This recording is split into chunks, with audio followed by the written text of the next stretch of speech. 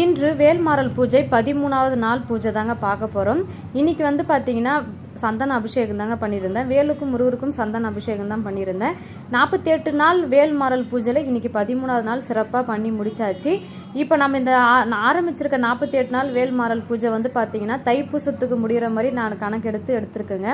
அது வந்து பெண்கள் வந்து பார்த்திங்கன்னா நம்மளோட டேட்ஸ் டைம்லாம் அதெல்லாம் நம்ம கணக்கிட்டு நம்ம வேல்மாறல் பூஜை ஸ்டார்ட் பண்ணால் தைப்பூசத்துக்கு முடிகிற மாதிரி நான் எடுத்திருக்கேன். அதுக்கப்புறம் பார்த்தீங்கன்னா இன்றைக்கி வந்து சந்தன அபிஷேகம் பண்ண உடனே முருகர் பார்க்கும்போதே எனக்கு அவ்வளவும் அவரை திரும்ப அவருக்கு அபிஷேகம் பண்ணி அவர் அந்த சந்தன அபிஷேகத்திலே நான் கொஞ்ச நேரம் அவரை ரசித்து நான் பார்த்துட்டு இருந்தேன். சந்தன அபிஷேகம்லாம் பண்ணி முடித்து அப்புறம் சாம்பிராணி புகைலாம் போட்டுட்டேன். அபிஷேகம்லாம் பண்ணி முடிச்சு பிறதாங்க எனக்கே இந்த விஷயம் நான் மறந்து போயிட்டேன் அப்படின்ற விஷயம் எனக்கு ஞாபகம் இருந்தது. இன்றைக்கி பார்த்தீங்கன்னா நம்ம வேல்மாறல் பூஜையில் வெற்றிலை தீபம் தான் போட்டிருக்கோம். இன்றைக்கி பார்த்தீங்கன்னா வெற்றிலை தீபம் போட எங்கிட்ட வெற்றிலை இல்லாதனால கீழே சக்கோணம் போட்டு அதில் சரவண பகவான் ஏதி தீபம் போட்டு இருந்தேங்க.